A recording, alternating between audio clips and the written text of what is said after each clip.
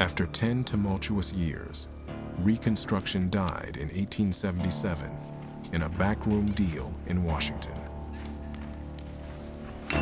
The outcome of the presidential election the year before had been bitterly disputed. The two parties came to a secret compromise. Southern Democrats agreed to accept a Republican in the White House.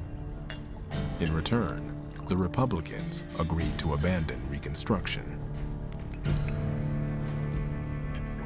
The whole Civil War and Reconstruction process had been characterized by a deep ambivalence on the part of the North. And that ambivalence by the late 1870s, has crystallized into, let's cut our losses and get out. And the best thing is to leave this to the people who know best how to handle it. B.W. Marston took Marshall Twitchell's seat as state senator. The North won the war. In Northwest Louisiana, we won Reconstruction.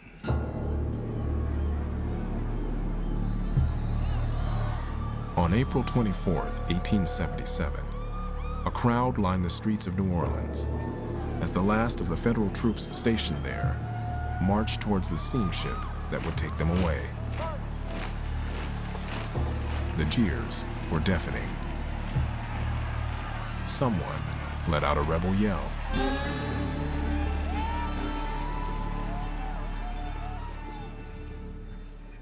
The retreat of the North left blacks across the South feeling betrayed and deeply in danger.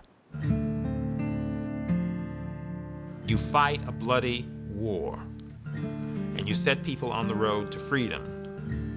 And then, when they make an effort to establish themselves, that road is pulled out from under them, and they are left to the people who are their enemies.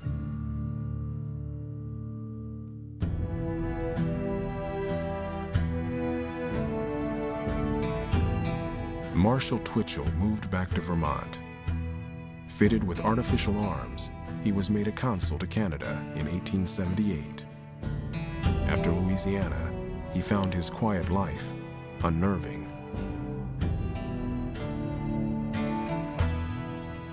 Fan Butler married an Englishman.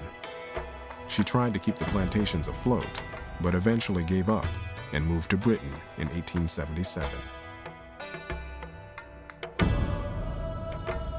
John Roy Lynch managed to stay in politics for another 20 years and wrote an impassioned defense of Reconstruction.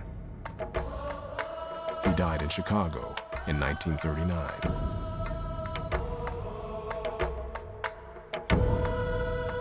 Tunis Campbell's enemies finally caught up with him. He was sent to a convict labor camp for a year, then fled Georgia. He died in Boston in 1891.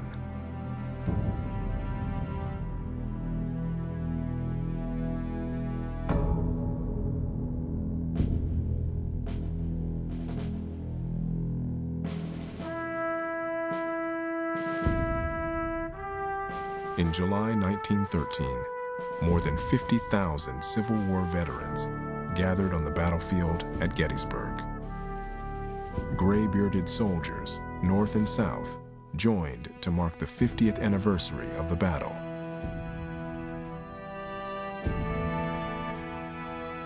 Veterans felt a kind of bond that came from being soldiers in the war, regardless of which side they had been on.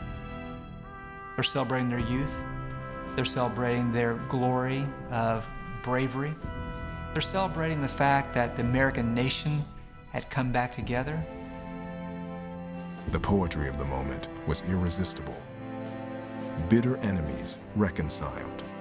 A nation made whole once more.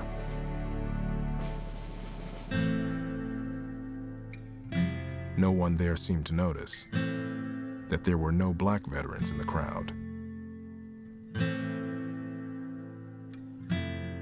That reunion comes at the cost of black liberty and black freedom. It also comes through a very clever process of rewriting history. The Southern legend of the lost cause had prevailed.